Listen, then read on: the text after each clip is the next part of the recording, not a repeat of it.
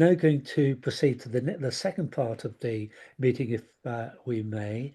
And we're now looking at early years education and seeing how we develop a narrative which is about cooperative principles being built into a statutory framework for early years education. I think it was either Aristotle or the Jesuits that talked about the importance of catching people early. And I can't think of an earlier way of catching people than when at an earlier stage of education. So I'm going to ask Chrissy, who's joining us from Sheffield, to join us now.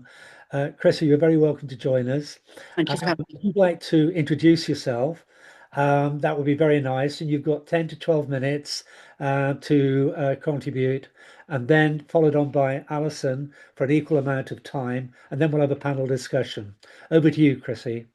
Thank you very much for having me. Hi, thank you very much for having me. Thank you, Zoe, for doing the slides for me.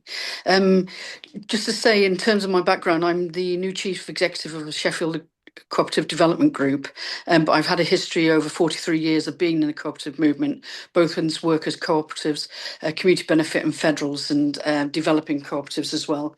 So I'm very grateful to be included here today.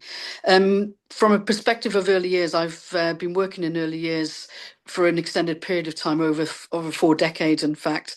And I've been partly involved in advising government and sitting on different bodies, as well as being on the ground in terms of different levels of working in this sector. I also helped in relation to the Co-ops UK childcare solutions for a period of time, in terms of trying to expand the cooperative workforce in early years.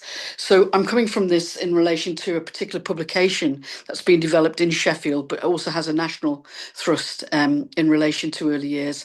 And the next slide, I'll start introducing you to that booklet. If you could do the next slide, please, Zoe.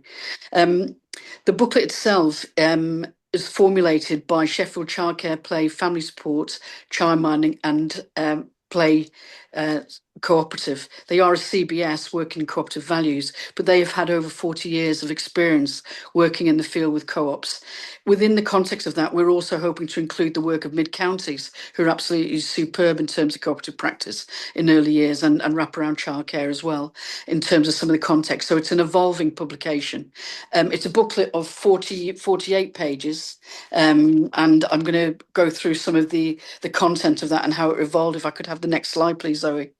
So the publication is a guidance publication to the sector, because what happened is, with early years, as you know, early years very much is a Cinderella in relation to education, the way that's treated. And I sat as the chair of the apprentice groups for the early years foundation stage and early years educator here in England, in terms of those apprenticeships. And to get the word cooperative or cooperatives in was an absolute nightmare to try and get it put into the ethos, the values. We have some reference. I was also a contributor to the formulation of the EYSF, the early years foundation stage, and we managed to get cooperation and cooperatives in a little bit, but not to the extent that we would like it seen embedded. With that, there was little guidance for people in terms of how to develop on that. So we started with early years, but our mindfulness is that across the whole of the age bands, from key stage 2, 3, 4 right through, there is no reference to cooperation or cooperatives. It's implied within citizenship programs and within the PHSE delivery, but it's not actually made explicit.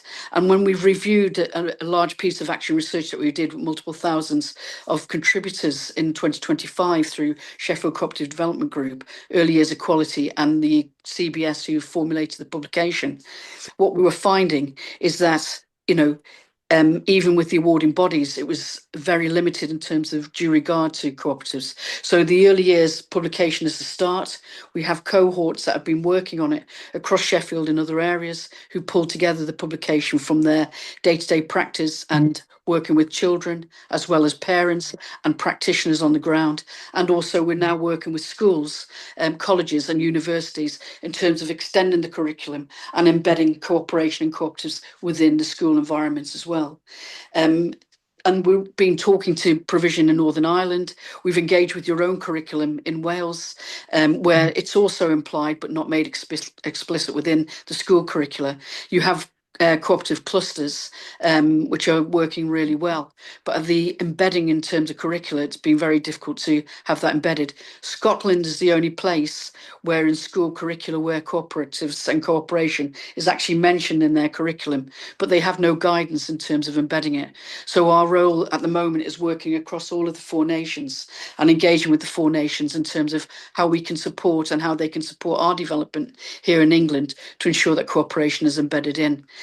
One of the reasons why, could I have the next slide, please, Zoe? One of the reasons why we've wanted to do this is that there has been a lot of resistance, really. And so rather than wait for government to move themselves and to embed cooperation within early years, we felt it was important to do a demonstration project to the DFE and to others to show that it can be done and the rationales as to why it needs to be done for the benefit of communities and particularly for the early years sector itself and the children within that sector.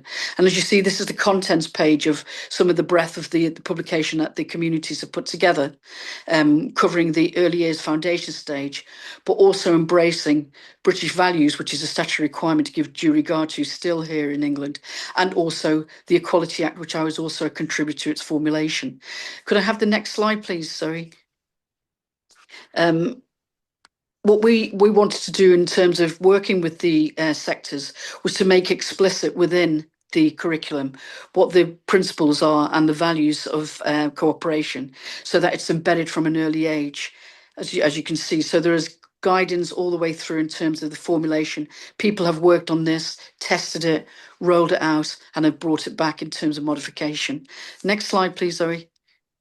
And in terms of how it's embedded within the early years foundation stage, there was resistance to why should it be given due regard and why should it be mentioned when it's inferred and implied. So if you're talking about sharing, working together, joint little projects, they felt that was sufficient enough without having to use the word cooperation or cooperatives. And we wanted to amplify that and make the argument as to why it was absolutely needs to be explicit within the publications and the work that we're doing with early years children. Could I have the next slide, please, Zoe? And again, as you can see, we amplified that with the feedback from communities, from workers in the field who selected, and the families selecting their particular arguments as to what should be embedded within the guidance around the values that we're working with. Do you know, the early years, as you know, is a fundamental foundational period in children's lives where we're having rapid development and brain development. Cooperation fosters the ethics, the social and emotional well-being, and supports children to be active citizens. And there's some of the rationales in terms of the principles and values that we're arguing here. It also supports children to be caring, empathetic, and also compassionate, and co-learners and co-producers and collaborators. And at this early years stage of their lives, this is the time to foster this, to model it with staff, to model it within the home learning settings, within a setting basis, whether that's with childminders, in wraparound care, whether it's in day-to-day provision, within nannies providing care at home. The guidance is up for all of those groupings. And what we've done is to base it all on playful learning. Could I have the next slide, please, Zoe? The history and the ethos, as well as the anchors. So the history and the anchor, the cultural anchors that you have yourself in Wales with Robert Owen, etc. What we've been looking at within ourselves is looking at the history. And when testing it out with early years children, it's been absolutely remarkable. The interest that they have in the history and the knowledge that they acquire, even from the age of 2. They're particularly taken to the second lad at the back there, who's got like a beatnik hairstyle. And the children can name the cooperators from Rochdale. They've gone on trips down to Rochdale. They've been to other places where cooperation has been taking place. They can argue, and when assessed by Ofsted, when in the settings that we've tested out and watched the inspections, they're able to stand their ground with the principles and the ethos as to why cooperation is important and how they don't demonstrate cooperation. So on a daily basis, the practitioners and the children are talking cooperation, modelling cooperation, and living those cooperative values every day. They've also set up in the earlier settings cooperative enterprises. So they will set up in their role play developing a cooperative enterprise, mutual aid, how to help people in situations, how could they help themselves and others to make the world a better place and their society a better place. And all the time they're living and breathing the cooperative values. Like you made reference to pride in place, and for me to say a few words about that, and I'll say something very quickly along these lines at the moment. One of the concerns that I would have in relation to developments coming out of central government is that we saw the rollout of extra childcare places within the community, but what the government did was only fund schools, so that you had people who could have set up cooperatives or mutual aid provisions of whatever kind were not given that opportunity. The funding all went into the school sector, and that's a difficulty because we argued with government that that shouldn't happen. It should go out to the communities, and we would hope that the pride in place in terms of purchasing provision, investing in neighbourhoods, building on the health and safety of neighbourhoods and community development won't go the same path, that will end up in the hands of local authorities or within statutory sector provisions or maintained sector provisions, and actually ends up in the hands of communities themselves. So they're not a token gesture with this. So we have a concern around pride in place, and also the new unit coming through in terms of, is it a process that might displace and replace community development in the sectors that are already existing? And how does that actually dovetail in, support community developments like your own Compass or Sheffield Cooperative Development Group, and not replace and displace them also in relation to how that will roll out? So that's something that we're watching very carefully. Picking up on Alison's point very quickly in relation to the wraparound provision. It's absolutely integral, because early years and wraparound childcare are pistons in our communities. The pistons keeping our communities operational, as well as serving the needs of children themselves, who are the primary service users of our services, and investing in them as the primary service. They're also pistons to the workforce, to the economy, very often overlooked. We saw that during COVID, when we had COVID situation where the investment and the support went into schools, and the early years sector had no investment, but yet were the ones expected to work from 7 in the morning till 7 at night, mandated to do so, and yet were never recompensed or supported with that delivery through central government.